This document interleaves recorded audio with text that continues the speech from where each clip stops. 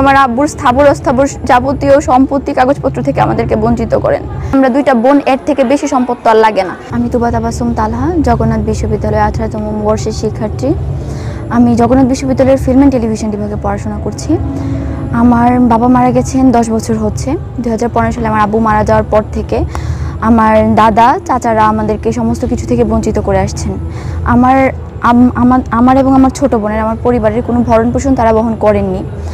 এমনকি আমার আম্মু হাউসওয়াইফ ছিলেন। আব্বু মারা যাওয়ার পর যখন তারা ভরণ পোষণ দেননি, তারপর আম্মু একটা প্রাইভেট কোম্পানিতে জব নেন। আব্বু মারা যাওয়ার 1.5 বছর পর ন্যাশনাল লাইফ ইন্স্যুরেন্স কোম্পানিতে জব নেন। তো ওখান থেকে আমাদের দুই বোনকে পড়াশোনা করানো, সংসারের খরচ চালানো, সমস্ত কিছু আমার আম্মু একা করে আসছেন। কিন্তু সব থেকে বড় সাপোর্টটা পেয়েছিলাম আমি আমার নানার বাড়ি থেকে।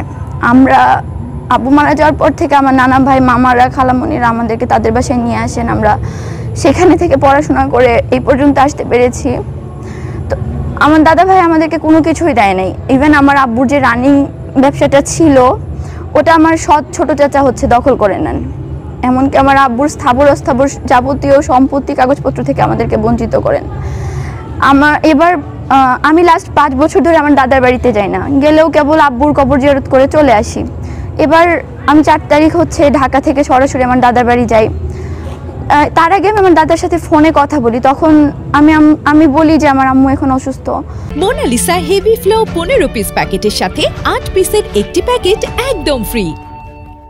তো আমাদের যতটুকু প্রাপ্য, আমার বাবার যতটুকু আমরা পাই, সেটা যেন আমাদেরকে বুঝিয়ে দিয়ে দেন। কিন্তু তিনি আমাকে বলেন যে আইন কানুন খাতাপত্রে যদি আমি পাই তাহলে আমাকে দিবে, আদারওয়াইজ না। আর এছাড়াও এর আগে অনেকবার আমরা 5,000 করেও খরচের টাকা চাইছিলাম যে অন্তত 5,000 টাকা করে যাতে আমাদেরকে দেওয়া হয়।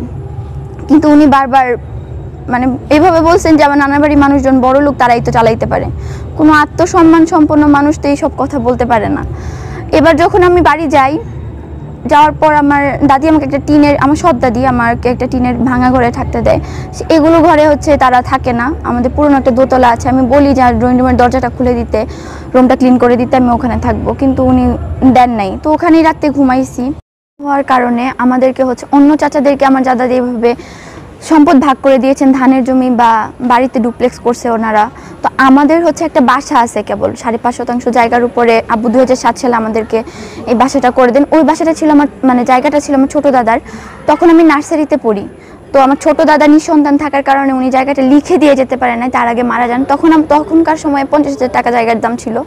আমার আব্বু টাকাটা নিয়ে যান যাতে আমাদেরকে দলিল করে দিয়ে দেন, কিন্তু উনি দেওয়ার সময় পায় না। সেই জায়গাটা আমার দাদা 2019 সালে আমাদেরকে লিখে দেন আর বলেন আমরা দুইটা বোন, এর থেকে বেশি সম্পদ তো আর লাগে না, একটা বাসায় আছে।